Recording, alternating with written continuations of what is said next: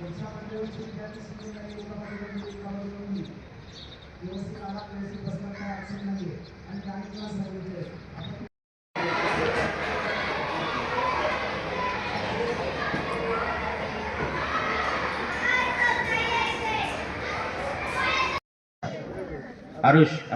Sorry.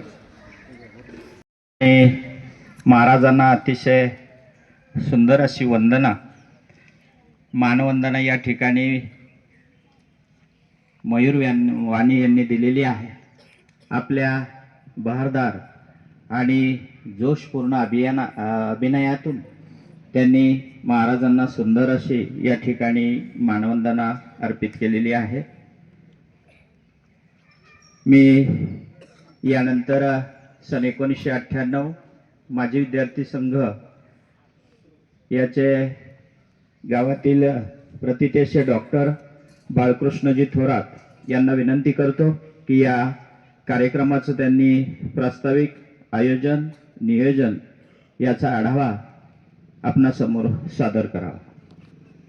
प्रमुख पाहुणे शिवव्याख्याते माननीय श्रीयुत गुलाबराव वळसे पाटील साहेब, प्राचार्य श्रीयुत बाळासाहेब आरेकर सर, मुख्याध्यापिका सौ मीना निराळे मॅडम, सर्व माजी विद्यार्थी कमलदेव विद्यालय कळंब, सर्व मान्यवर शिक्षकवृंद आणि माझ्या प्रिय विद्यार्थी मित्रांनो, आपल्या सर्वांना माझा सप्रेम नमस्कार. आज कमलदेव विद्यालय कळंब या माझ्या मातृसंस्थेत उभा राहून बोलत असताना मला विशेष आनंद आणि अभिमान वाटतो, कारण मी स्वतः याच विद्यालयाचा विद्यार्थी आहे.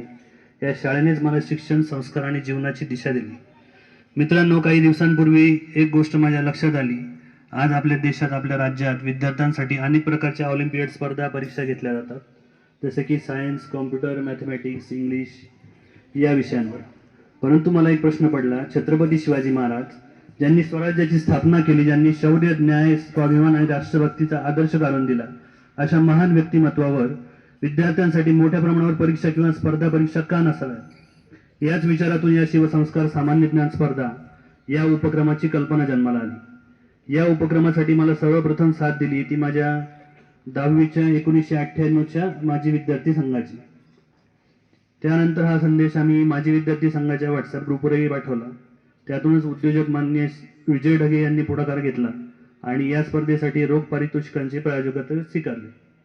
तसेच निवृत्त सैनिक गणेश सहाने, सोमनाथ बालेराव, सचिन बालेराव, संजीव भोर, तुषार थोरात, मान्य बाळासाहेब कानडे सर, संतोष कानडे सर यांनी भरघोस असं योगदान दिलं. मला एक गोष्ट अभिमानाने सांगावीशी वाटते की चाकण येथील उद्योजक विजय ढगे यांनी त्यांच्या कंपनीमध्ये शिवाजी महाराजांवरील पुस्तकांचे सुंदर असे ग्रंथालय उभारले आहे आणि ते आपल्या कंपनीमध्ये नियमित अशी निबंध स्पर्धा घेतात एम्प्लॉईजसाठी. ही खरोखरच अभिमानाची गोष्ट आहे. मी सर्वांना विनंती करतो की टाळ्यांच्या कडकडाटात त्यांचं आपण अभिनंदन करूया. अशा प्रकारची लायब्ररी आणि अशा प्रकारची नियमित स्पर्धा घेणारी महाराष्ट्रातीलच नव्हे तर मला वाटतं भारतातील पहिली कंपनी असावी. पुन्हा एकदा टाळ्यांच्या गजरात त्यांचं आपण अभिनंदन करूया.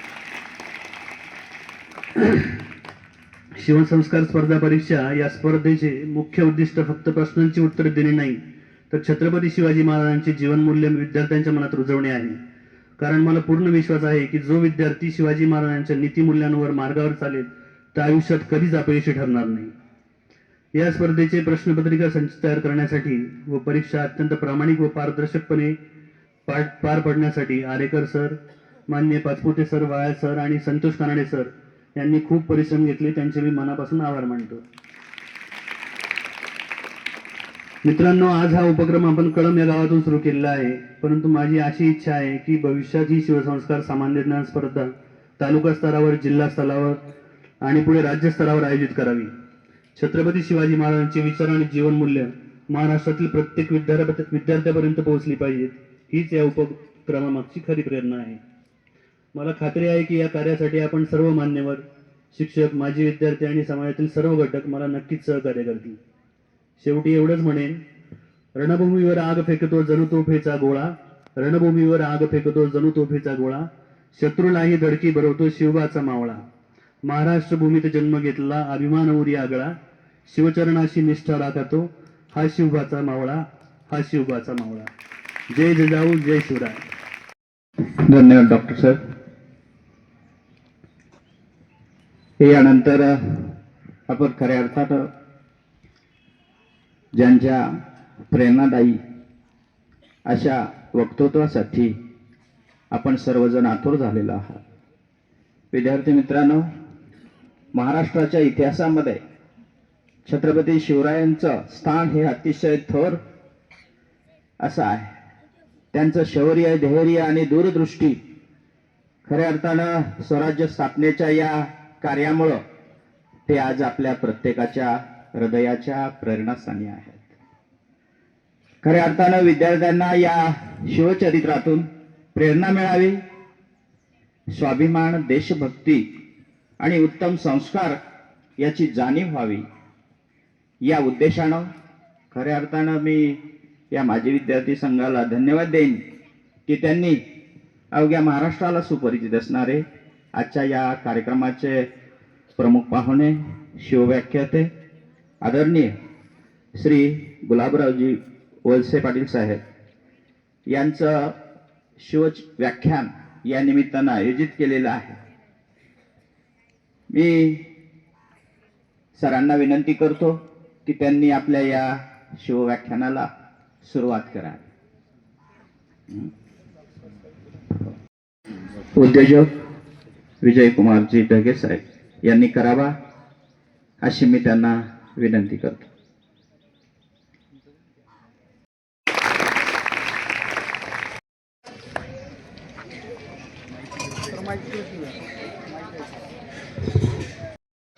या विद्यालयाचे माझी सगळेच विद्यार्थी मित्र सुद्धा की जे विविध पदावर मोठ्या पदावर आज देखील आहेत, अशा प्रकारच्या सर्व सज्जनांच्या संगतीनं हा कार्यक्रम या ठिकाणी साजरा केला जातोय. मला फार आनंद वाटला. या ठिकाणी शिवसंस्काराचा कार्यक्रम आता नव्यानं आपण सुरू केलेला आहे. हे गाव अत्यंत सुंदर आहे. त्याचप्रमाणे ऐक्याचं गाव आहे. या कळंब गावामध्ये सगळी माणसं एकत्र राहतात आणि एकीचा मंत्र जोपासण्याचा प्रयत्न करतात.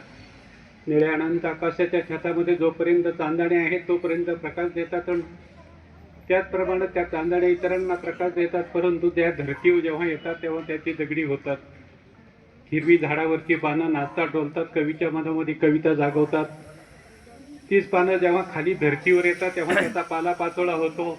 एकीच्या बंधनामध्ये जोपर्यंत माणूस आहे तोपर्यंत नवनिर्मितीचं मंदिर बांधत असतो. तरुण असो, गावं असो, मंडळ असो, परंतु एकत्र जेव्हा येतात तेव्हा नवराज्याची निर्मिती करू शकतात. आज आपण सर्वजण एका भावनेने या ठिकाणी आलेला आहात. राजा शिवछत्रपती माझ्या जीवनामध्ये असणारं खऱ्या अर्थानं दैवत आहे. अशा प्रकारच्या राजाच्या बद्दल मी संपूर्ण महाराष्ट्रामध्ये अनेक ठिकाणी भाषणं केली. तरुण जागा झाला पाहिजे, तरुणांच्या मनातील कर्तृत्वाचा यज्ञ प्रज्वलित करण्यासाठी राजा शिवछत्रपतीच्या व्याख्यानाची संविधा टाकण्याचं काम गेल्या 50 वर्षापासून या महाराष्ट्रामध्ये आम्ही करत राहिलो. न्यायाचं नीतीचं नाही जेथे काच धोका सतीच्यानं शिला जिथे सिंहासन शोभा असे खरी ती देई दिलासा जरी सज्जनाते. तरुणांचं राज्य उभं करण्याचं काम ज्यानं केलं, नीतीचं राज्य, न्यायाचं राज्य, स्त्रियांच्या संरक्षणाचं राज्य ज्यानं या देशामध्ये निर्माण केलं ते राजा शिवछत्रपती केवळ महाराष्ट्रातच नाही तर भारतातही नाही तर संपूर्ण जगाच्या पाठीवर असणारा एक दीपस्तंभ आहे. महाराजांच्या बद्दल कोणत्या शब्दामध्ये बोलायचं हे तर फार मोठा अवघड आहे. पर्वतप्राय लाटानं हेलवणारा सागर कधी ओंजळीत भरून दाखवता येतो का रे? अरे फुलांची चित्र रेखाटून सुगंधाचा अनुभव देता येत नाही तसं छत्रपतींचं कौतुक देखील मला फारसं करता येणार नाही. परंतु आपल्या पुढे बोलत असताना ओठातून नाहीतर अंतःकरणाच्या देठातून 2 शब्द बोलण्यासाठी मी उभा आहे. ओठातून निघणाऱ्या शब्दांना अंतःकरणाचा पाठिंबा जर नसेल तर त्या शब्दांची किंमत वारेच्या लहरीपेक्षा अधिक नाही याचं भान ठेवून मी बोलण्याचा प्रयत्न करणार आहे.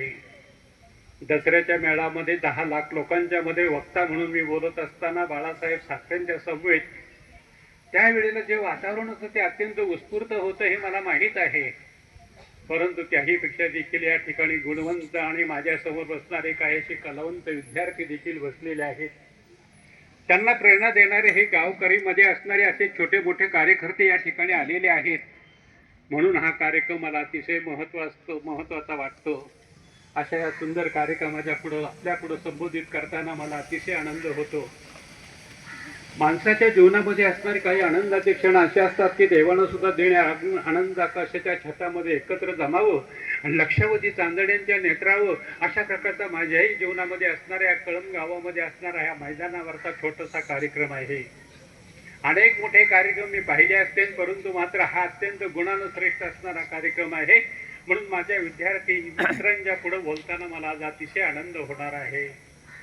धरतीचा रंग बदलण्याची क्षमता ज्यांच्या विचारशालाकेत आहे असे विद्यार्थी या ठिकाणी आहेत. आभाळाच्या नक्षत्राशी नातं जोडण्याचा कातळी पुरुषार्थी पराक्रम ज्यांच्या मनगटात आहे असे विद्यार्थी या ठिकाणी आहेत. अशा ह्या विद्यार्थ्यांच्या पुढं आज बोलत असताना मला विशेष आनंद होतो आहे. माझे मित्र जवळचे आदरणीय डॉक्टर साहेब, त्यांनी मला परवा मला वाटतं 7-8 दिवसापूर्वीच कळवलं होतं की आपला कार्यक्रम आयोजित केलेला आहे. मला अतिशय आनंद झाला. त्या डॉक्टरांकडे मी अनेक वेळा यापूर्व कालामध्ये उपचारासाठी आलेलो आहे. आजारी माणूस म्हणून मी मंतरून अनेक वेळा या ठिकाणी फेऱ्या घातलेल्या आहेत. अत्यंत उत्तम अशा प्रकारचा डॉक्टर म्हणून ज्यांचा लौकिक आहे त्यांचं वर्णन कोणत्या शब्दामध्ये मी करू, त्यांच्याशिवाय मला गुण येत नाही. माझं वय वर्ष आता 80 वर्षाचं झालेलं आहे. बळ नसणाऱ्या पायाच्या खांबावर देहाचा उदाट डोलारा सांभाळत कसा बसा मी तुमच्यापुढे उभा आहे. तारुण्य मोठं लवाड असतं रे, बोट धरतून म्हातारपणाच्या गुहेत केव्हा घेऊन जातं ते समजत नाही. मी म्हातारपणाच्या संधी प्रकाशात मध्ये येऊन केव्हा उभा राहिलो हेच मला समजत नाही. माझ्या जीवनामध्ये असणाऱ्या ज्या अनेक घटना आहेत त्याचं आज माझ्या चित्र डोळ्यासमोर उभा राहतं. माझा शिवछत्र रंगवण्यासाठी अनेक मी साधना केली. लहानपणापासून 8वीच्या शाळेमध्ये शिकत असताना देखील गाण्या डोंगर नावाच्या भागामध्ये मी जायचा आणि त्या ठिकाणी निर्जन वातावरणामध्ये चिंतन करायचं. माझं सकाळी उठणं आणि नित्यनेमानं बाहेर पडणं आणि नदीच्या काठावर जाणं, दगडावर बसणं, चिंतन एकट्यानेच करणं, ह्या साऱ्या गोष्टी इच्छा विशेष होत्या की बाबांनो तुम्हाला सांगतो की शब्दांची साधना करणं फार मोठं अवघड असतं रे. आणि अशा प्रकारच्या कार्यक्रमामध्ये मी करत असताना लोकांनी भिकाजी पाटलांचा पोरगा वेडा झाला अशा प्रकारचा माझ्याबद्दल अपप्रचार देखील केलेला होता. अनेक कार्यक्रम माझे अशा प्रकारचे गेले, निघून दिवसेंदिवस गेले, परंतु मात्र स्पर्धेच्या जगामध्ये मी अतिशय यशस्वी ठरलेलो आहे. त्याचं मी आता वर्णन करणार नाही, परंतु आमच्या राजा प्रभूचं जीवन आपल्या पुढे व्यतीत करणं हे माझ्या दृष्टीनं अत्यंत पहिलं महत्वाचं काम आहे. छत्रपती शिवराय जनतेच्या सुखदुःखाशी समृद्ध झाले होते म्हणून जनता जनार्दनाची विराट ताकद त्यांच्या पाठीशी उभी राहिली. भारत देशाची अमृत संजीवनी असं एके ठिकाणी समर्थांनी म्हटलेलं आहे. स्वामींचा हा सर्वज्ञ शब्द जितका महत्वपूर्ण तितकाच तो व्यापक आहे.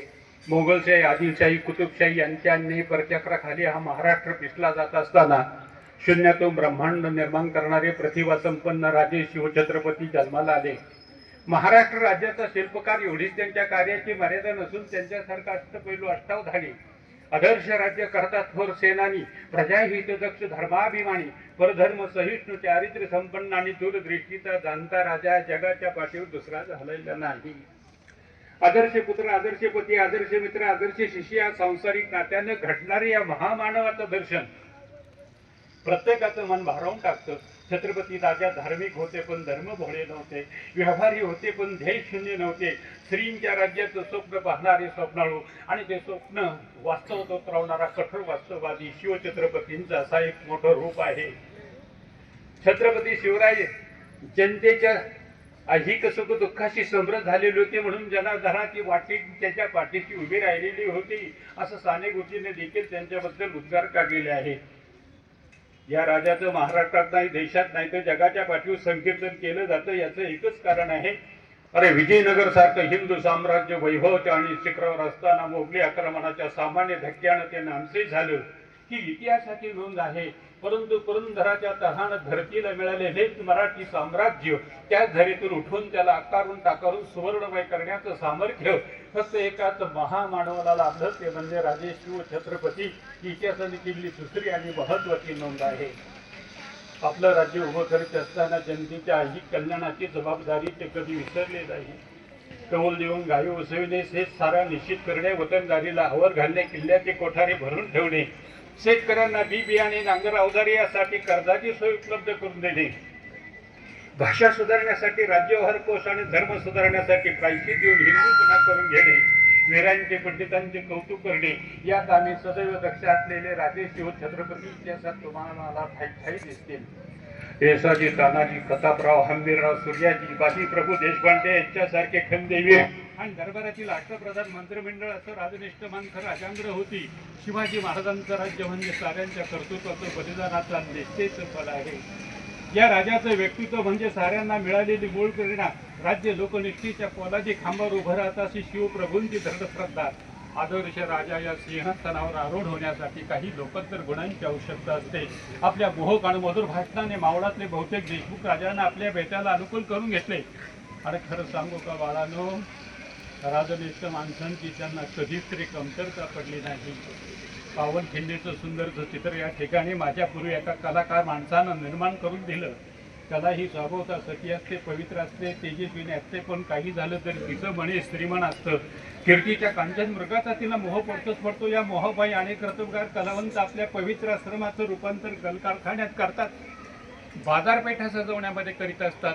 परंतु अंतर्मुख समाधी कलेची ज्यांना लाभलेली आहे ते खऱ्या अर्थाने यशस्वी होत असतात. खऱ्या अर्थानं मान सन्मानाचे ते खऱ्या अर्थानं धनी बनतात. अशा प्रकारच्या त्या कलावंतानं या ठिकाणी सुंदरचं बाजीप्रभूच्या जीवनातला एक प्रसंग आपल्या पुढे पेश केलेला आहे.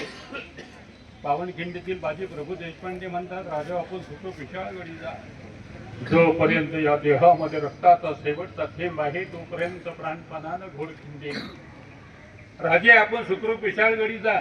लाख मेले तरी लाखांचा पोशिंदा मारता कामा नये. भाविकांनी देह सांडावे आणि दौलतीनं त्या देहाच्या पायऱ्या करून गड चढून जावं, हेच रुबडी राजकारणाचं ब्रीद आहे. राजा आपण सुखरूप विशाळगडी जा.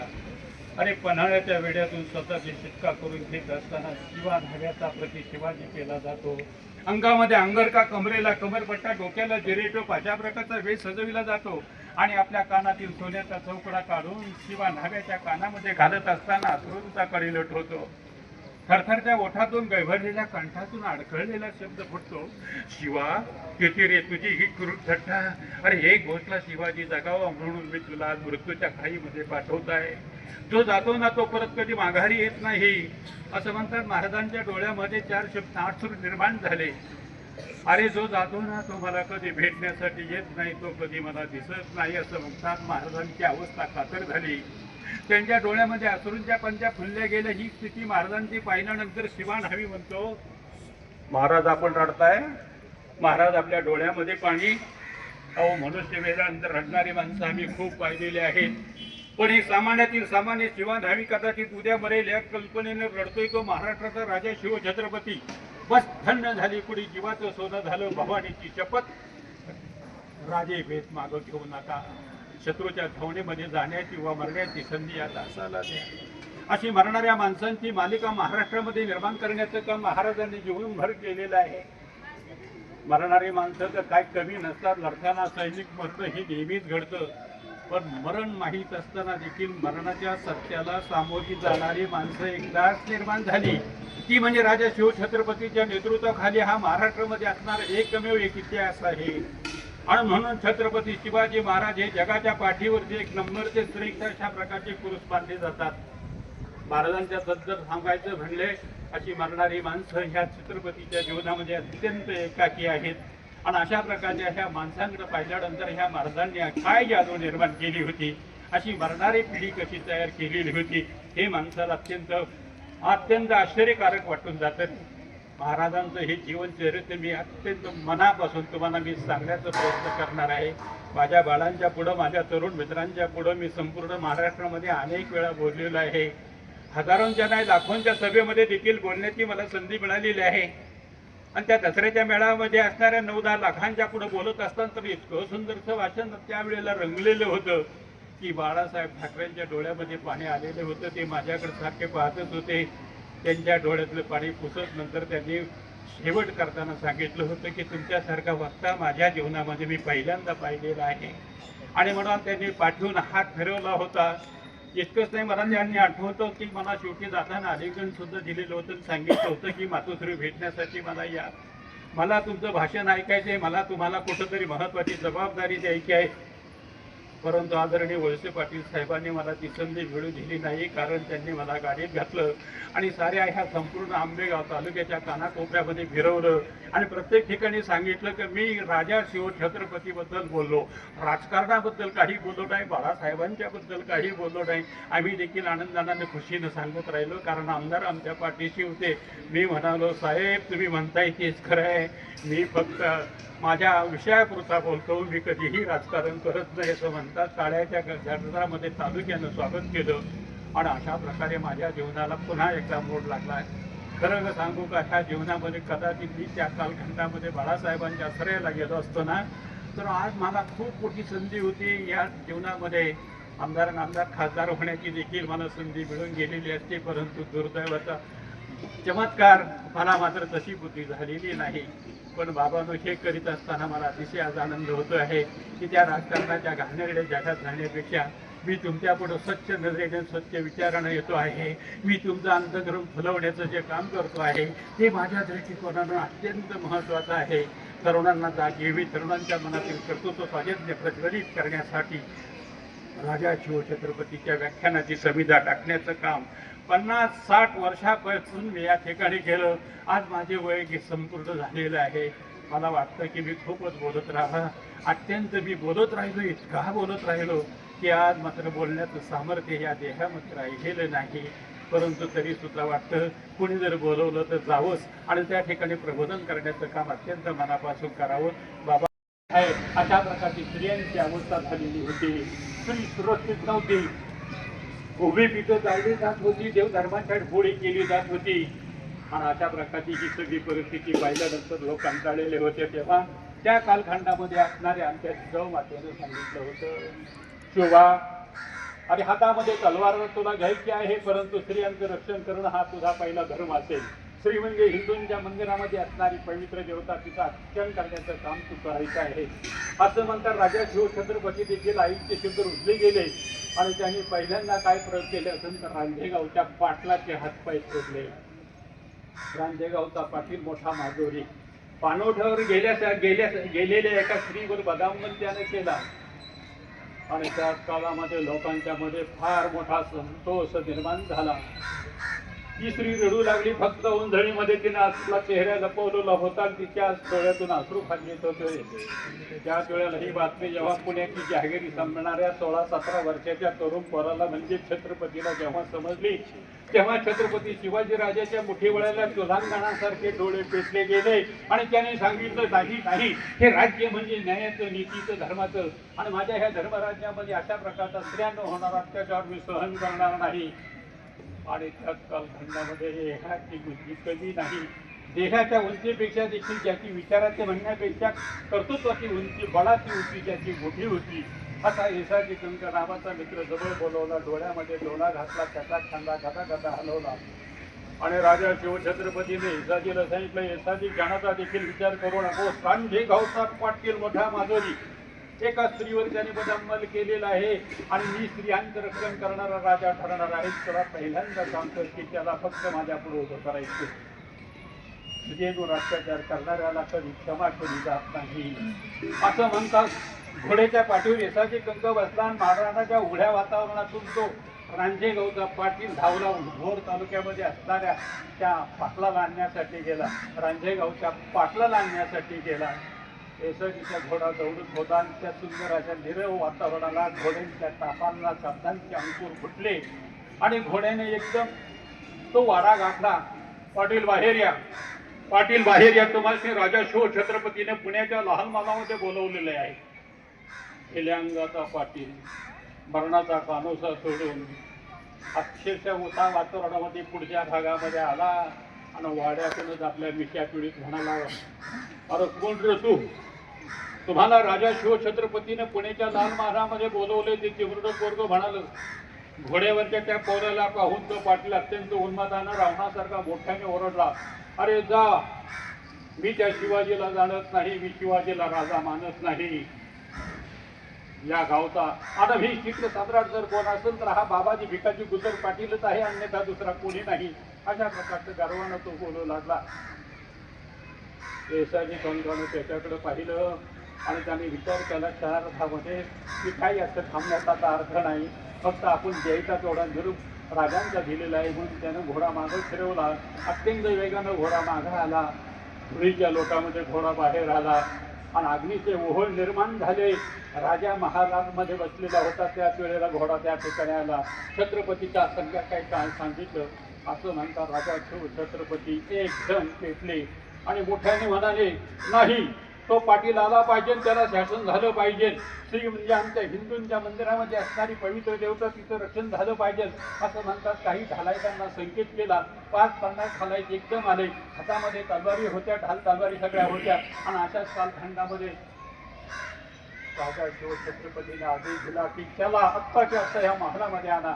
महालामध्ये आणण्यासाठी ती धावत पळत एकदम घोड्याच्या पाठी बसून तयार झाले. एकदम अशा प्रकारची घोड्यांची दौड तिथपर्यंत पोहोचली आणि पाटील बाहेर या. सगळीकडून गलका झाला. पाटील बाहेर या, तुम्हाला राजा शिवछत्रपतींना लाल महालामध्ये पुण्याला बोलवले असं म्हणतात. तो पुन्हा एकदा बाहेर आला आणि त्यानं ते सारे सैनिक जाळं पाहिल्यानंतर असं वाटलं की आता मृत्यूशिवाय दुसरा पर्याय नाही.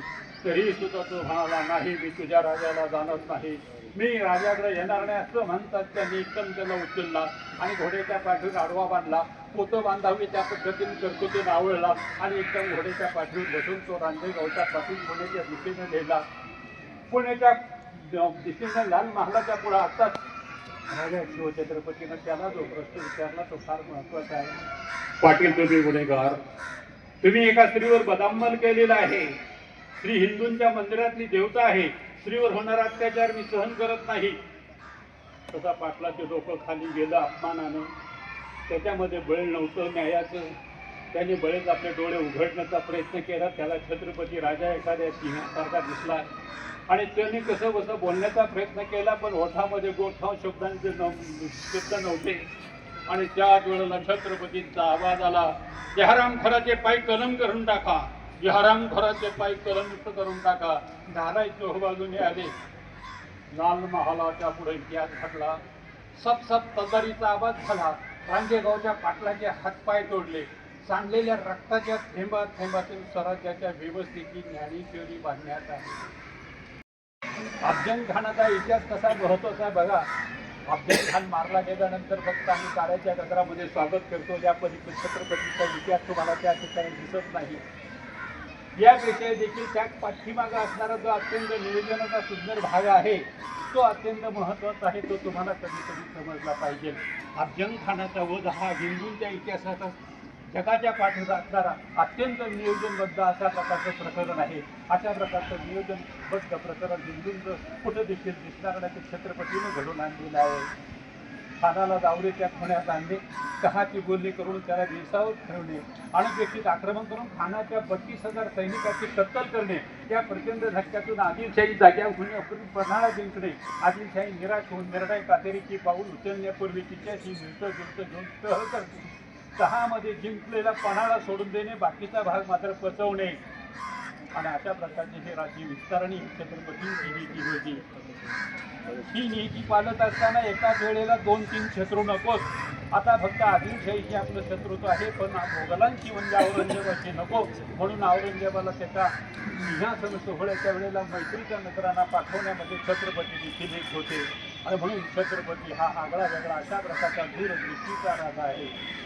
आपल्या म्हणलेल्या वाटेने ते कधी चालले नाही. स्वतःच्या पावलानं नवीन वाटा निर्माण करण्याचं काम छत्रपतीनं केलं. ते स्रष्टे होते, द्रष्टे होते, निर्माती होते, प्रेरक होते, महामानव होते. राज्याच्या दृष्टीच्या कोणातून सिंहगड पुरंदर ताब्यात घेणे जसं त्यांचं मोठेपण. तब्बल हे किल्ले ताब्यात घेत असताना आदिलशाहीचा फार मोठा हल्ला होईल हे अगोदर समजून घेऊन आदिलशाही फौजांना पुढे जाऊन टक्कर देणं ते त्यांचे दूरदृष्टीचे लक्षण आहे. बाबांनो, छत्रपती म्हणजे सामान्य कुठे माणूस नाही. एवढं मोठं कर्तृत्व, एवढं मोठं नेतृत्व, एवढी शक्ती, दैवी शक्ती त्या राजाच्या वाट्याला परमेश्वराने दिलेली होती. त्या राजानं जी जी एक गोष्ट केली ती फार महत्त्वाची आहे. आबाजी दुर्दैवानं त्यांना एक तरुण पोरगी पकडलेली सुनबाई, ती सुभेदाराची सून होती. तिला जिंकल्यानंतर तिला माझ्या शिवछत्रपतीला भेट म्हणून कौतुकपणासाठी नेण्यासाठी आणलेली होती. पण त्याच वेळेला छत्रपती शिवाजी राजानं ती भेट नाकारली पहिल्यांदा. तरी पण महाराज, तुम्ही फक्त माझी भेट तर पहा म्हणून आबाजी सोनरावानं त्याला दरबारात आणलेलं होतं. आकर्ण नेत्राची, बदामी डोळ्याची, गुलाबी गालाची, दालेंची ओठाची, उभार देहाची, पुनवेसारख्या प्रसन्न चेहऱ्याची, गोऱ्या रंगाची, जगदेक सुंदरी छत्रपतींच्या पुढे उभी राहिली. त्या सौंदर्य राशीला पाहिल्यानंतर छत्रपतींचे डोळे आपोआप बंद झाले आणि त्या स्त्रीकडे पाहण्यापेक्षा त्यांना आपल्या आईचं स्मरण झालं. आणि त्या स्त्रीला पाहिल्यानंतर राजेशिव छत्रपतीने हात जोडून फक्त एवढंच म्हटलं, भगवंता केवढी सुंदर ही तुझी कलाकृती रे, अरे भगवंता केवढी ही सुंदरची कलाकृती, असं म्हणून तिला नमस्कार केला आणि पुढं तिला मात्र आपल्या नवऱ्याकडे पाठवण्याचा छत्रपतीने सारी तयारी केली. त्या तालुकृत अलंकार वगैरे सगळे अलंकार वगैरे घातले, इतकेच नाही तर तिला सर्व काही दिलं आणि तिला परत मात्र पाठवण्याचं काम दिलेलं आहे. हा केवढा मोठा व्यक्तिमत्वाचा घटक आहे. तुमच्या आमच्या स्त्रिया पळवल्या जात होत्या आणि त्यांचे काय म्हणायचे विनयभंग केले जात होते, अत्याचार केले जात होते. त्याचा सूड घेण्याच्या ऐवजी राजा शिवछत्रपतीनं त्या स्त्रीला आपली बहीण समजून किंवा आपली माता समजून तिला पुन्हा शत्रूच्या दरबारामध्ये पाठवून देणं ही अत्यंत महत्त्वाची नीतिकथा आहे. अशा प्रकारची नीतिकथा छत्रपतींच्या जीवनानं महाराष्ट्रात नाही तर साऱ्या जगात निर्माण केलेली आहे. म्हणून तुमच्या सारखे असताना महाराजांनी आपली करंगळी तोडून स्वराज्य स्थापनेची शपथ घेतली. 30व्या वर्षापर्यंत त्यांच्या ताब्यामध्ये 300च्या वर किल्ले होते. त्यातले 27 किल्ले स्वतः महाराजांनी निर्मित केले. या स्वराज्यातील भाजीच्या देठाला सुद्धा हात लावणार नाही कोणी आणि माझ्या या भगिनींकडे वरच्या नजरेनं कोणी पाहणार नाही अशी महाराजांची जरब होती. अशा पद्धतीने या महाराजांनी 18 पगड जातीला बरोबर घेऊन या स्वराज्याची निर्मिती केली. अशा या महाराजांचं चरित्र आदरणीय वळसे सर यांनी आपल्या अमोघशा वाणीतून आपणासमोर उघड केलं. मी सर्वांच्या वतीने या सरांसाठी एकदा जोरदार अशा टाळ्या देतो.